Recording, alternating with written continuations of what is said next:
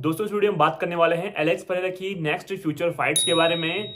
जब Alex Pereira ने fight loose कर दी यूएफसी 313 के मेन कार्ड में, तो उसके बाद एलेक्स पेरेरा की फ्यूचर फाइट्स क्या होने वाली हैं एंड बात करेंगे क्या एलेक्स पेरेरा हैवीवेट डिवीजन में मूव कर सकते हैं, क्योंकि एलेक्स पेरेरा के पास अभी भी लाइट हैवीवेट डिवीजन में मागोमेड एनक्लेव के साथ ही फाइट करना भी बाकी है।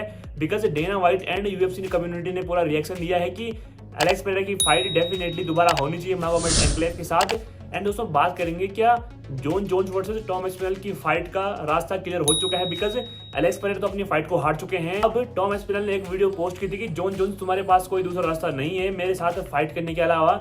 इस वीडियो में कंप्लीटली इन चीजों के बारे में बात करेंगे। तब तक आप हमारे चैनल को सब्सक्राइब कर दीजिए यूएफसी एंड कॉमेडी स्पोर्ट्स का ऐसा ही कंटेंट हिंदी में देखने के लिए। तो सबसे पहले बात करते हैं एलेक्स पेरेरा के बारे में। जैसे कि आपको पता है कि एलेक्स पेरेरा अपनी फाइट को लूज कर चुके हैं एंड एलेक्स पेरेरा की जो पाउंड फॉर पाउंड रैंकिंग थी वो भी नीचे आ चुकी है। Magomed Ankalaev pound for pound ranking में काफी ऊपर जा चुके हैं एलेक्स पेरेरा से।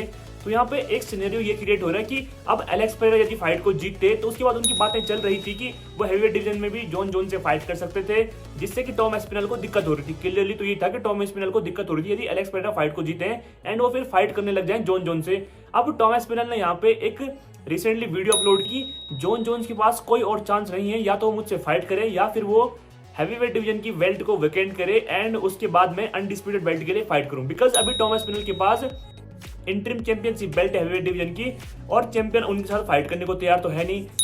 अभी टॉम एस्पिनल ने यह कहा कि अब एलेक्स पेरेरा अपनी फाइट को लूज कर चुका है, जो काफी अनफॉर्चुनेट है।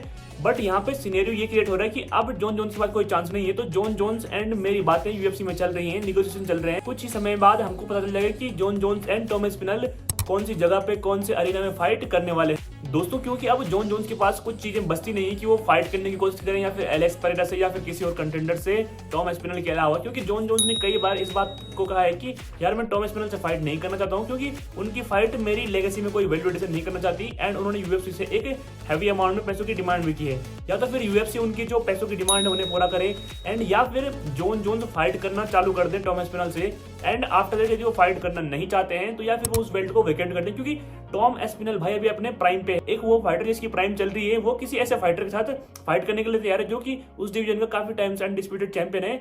तो उसके लिए काफी दिक्कतें आ रही हैं टॉम एस्पिनल को। तो टॉम एस्पिनल ने यहाँ पे यही बातें कही अपनी वीडियो में कि यार मैं तो फाइट करना चाहता हूँ जॉन जोन्स से एंड अब जॉन जोन्स के पास भी कुछ और चीजें बची नहीं है कहने के लिए, उनको मेरे साथ एट द एंड फाइट लेनी होगी। एंड दोस्तों आपको क्या लगता है कि टॉम एस्पिनल सही कह रहे हैं? बिकॉज जॉन जोन्स के पास अब कोई मौका बच नहीं जाता, क्योंकि मागोमेड एनक्लेव ने जैसे एलेक्स पेरेरा को बीट किया उसके बाद लाइट हैवीवेट डिवीजन में तो थोड़ा कोलैप्स चलेगा ही चलेगा, बट जो हैवीवेट डिवीजन है जहां John Jones and Tom Aspinall की फाइट के आसार लगाए जा रहे थे वो चीजें कुछ क्लियर होती नजर आ रही हैं। दोस्तों आई होप हमें इस समर में जो कि फाइट वीक होता है उस समय हमको John Jones versus Tom Aspinall की फाइट देखने को मिले। बिकॉज यूएफसी के प्रेसिडेंट डेना व्हाइट ने भी बार बार ये कहा है कि जॉन जोन्स चाहे कुछ भी बोले, इस समर में ही Jon Jones versus Tom Aspinall की एक सुपर फाइट हमको देखने को मिल सकती है। अब दोस्तों थोड़ा बात करते हैं एलेक्स पेरेरा के बारे में। एलेक्स पेरेरा ने जैसे ही अपनी फाइट को लूज किया उसके बाद बहुत सारे लोगों को ये मानना है कि उन्हें रिमैच मिलना चाहिए मागोमेड एनक्लेव से एंड मागोमेड एनक्लेव ने भी ये कहा कि भाई तुम एक लेजेंडरी चैंपियन रहे हो, तुमने कई बार टाइटल डिफेंस किया है, डेफिनेटली मैं तुम्हें एक टाइटल शॉट दोबारा देना चाहूंगा। एंड मागोमेड एनक्लेव ने यहाँ पे थोड़ा करेक्ट शो किया है, जो कि अच्छी बात है। बट एलेक्स पेरेरा के लिए कंसर्नफुल ये है कि एलेक्स पेरेरा की एज भी अब हो चुकी है। एलेक्स पेरेरा को फिलहाल लाइट हैवीवेट डिवीजन में ही अपनी बेल्ट को रिगेन करने के लिए फाइट करनी चाहिए, ना कि हैवीवेट डिवीजन में मूव करना चाहिए।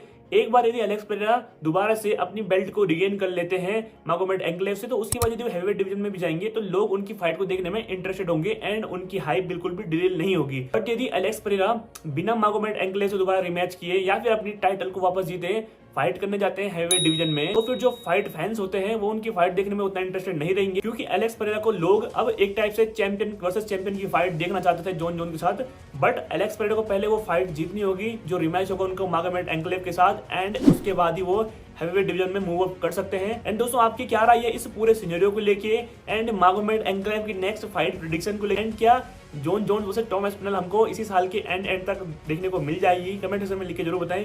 मिलते हैं यूएफसी एंड कॉमेडी स्पोर्ट्स की किसी नई वीडियो में। जय हिंद जय भारत।